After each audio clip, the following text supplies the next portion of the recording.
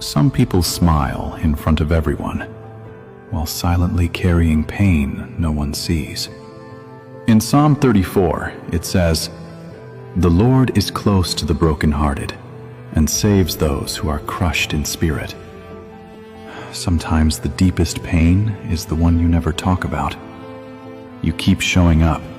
You keep pretending you're okay. But inside, you feel tired. Psalm 34 also says, "The righteous cry out, and the Lord hears them. He delivers them from all their troubles."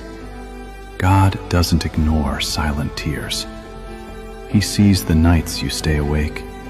He hears the prayers you never said out loud. And maybe that's why this verse found you today. Because God stays close to people who feel broken.